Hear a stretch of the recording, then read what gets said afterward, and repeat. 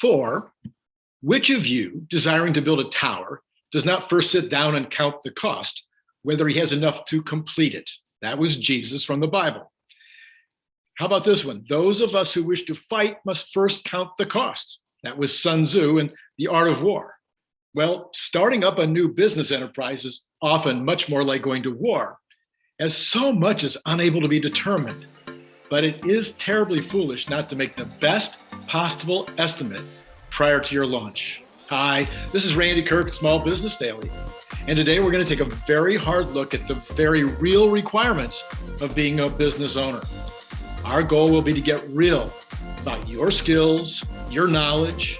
We will also lay out the real costs associated with gaining additional skills and capabilities. That way you can arrange for the necessary resources to pay the emotional and time and human resource and cash bills when they come due. Think with me right now. How far along are you in counting the actual cost? Comment below if you are 100% confident that you have the needed resources for success. Maybe you're 50% sure, put that down. Or maybe you're only 25% sure that you have the needed money, people, suppliers, location, relationships that you need to start your company. Don't be shy. Comment below about where you are in the process. The fact that this show represents the 50th time I've either started a new business or written a book doesn't change the reality. I needed to take stock of my resources, figure out the costs associated with creating this show, and then figure out if I could reasonably expect to someday feel as though my why had been accomplished. And guess what? I did at least 100 hours of research before I opened the doors, but I still didn't properly count all the costs. On August 11th, we completely revised our processes, our procedures, the show format, and the approach to promoting the show. Hopefully, you'll like the new direction you are seeing in this second video since the revision. Last Wednesday, we started this new series by taking a look at you, the owner, on a very personal level. Why do you want to be in business? Do you have the right stuff? What is your personality type? Then, after you took some tests and sorted out your feelings, you undoubtedly had much more clarity about your decision to start up a new enterprise, whether that be your first or your 51st. If you missed that video, you should really go back and start there. See the card above for a link to that video. This week, we're going to start by addressing your personal skill sets. Your skills would be derived from your education, your talent, and your experience. Please take time to consider how you'd score yourself on these critical skills. At the end of this video, we'll add up your score and see how you did. How much do you know about accounting? Yeah, I suppose it's mean to start with this one. Most business owners I know, and I know thousands, have only the rudimentary accounting skills, if any.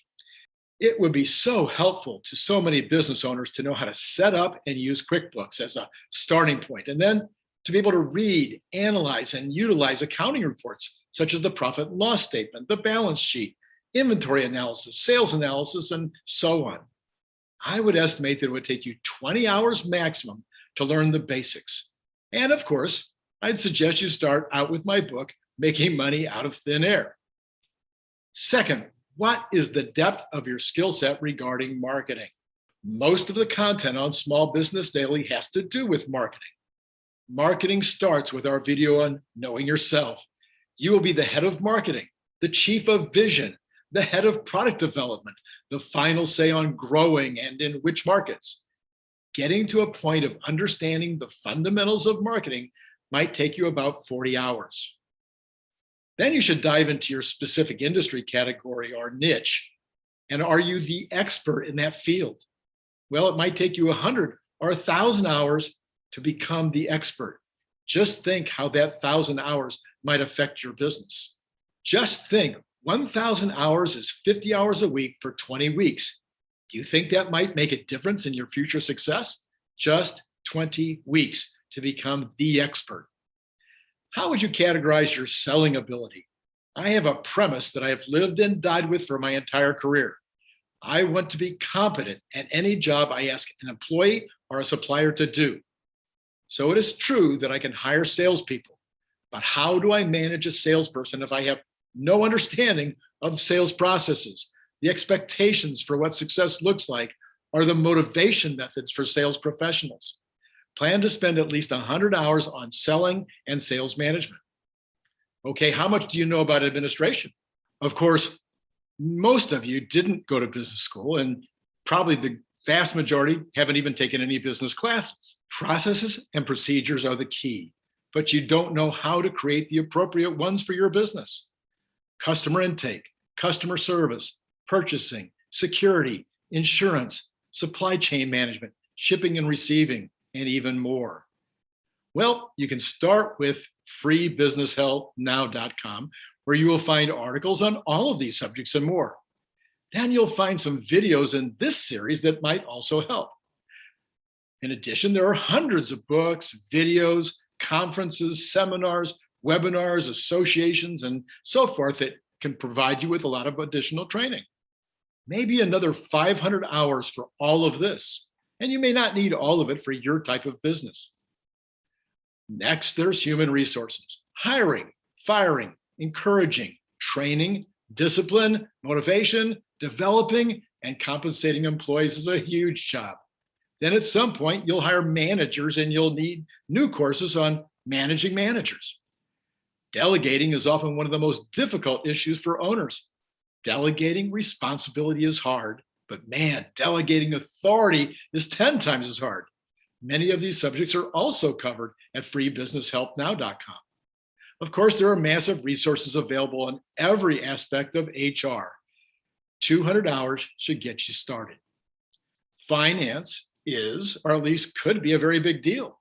Do you know what these words mean in detail, like leverage ratio, quick ratio, CASA ratio? Well, at some point, you're going to need a loan, or you want to raise capital in the equity or debt market, or you want to pitch a venture capitalist or an angel investor. You might not need to have a huge background and or skill set in finance today, but why not at least get started getting up to speed on the issues financial people care about? Okay, what do you know about legal? That could be existential to your business. As a law school grad, I have still been wrong many times in my business career about my legal liability or my legal rights. Being on the wrong side of government regulations, an angry, well-funded competitor, or a customer who feels you've harmed them can be an existential threat to your business. Then, on the other hand, not securing your property rights through non-disclosure agreements, patents, trademarks, and copyrights can result in tightrope walks with corporate extinction. Collections, disputes, contract negotiations, and writing, these are all daily concerns. Proper wording on purchase orders, invoices, shipping documents, financial forms, and more can leave you vulnerable. Advertising messages, packaging and instruction disclosures, and the list goes on. Knowing the basics in contracts, business law, local business law, legal requirements, intellectual property, and employment law, that might take you 25 hours to get a start on. And there you have it. 7 business skill sets every owner should be well versed in. How did you score? In the areas that apply to your prospective new business, are you willing to put in the necessary hours to become capable enough to oversee others?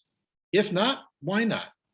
Does this mean you will often shy away from doing the hard things that might be the difference between success and failure, or even mediocrity and significant success? Time to tally your score. Give yourself between 1 for knowing pretty much nothing to 10 for being confident you could teach others on each of those categories: accounting, marketing, selling, administration, human resources, finance, and legal. Now, tally that up. Go ahead and hit pause while you do the math. The maximum score will be 70.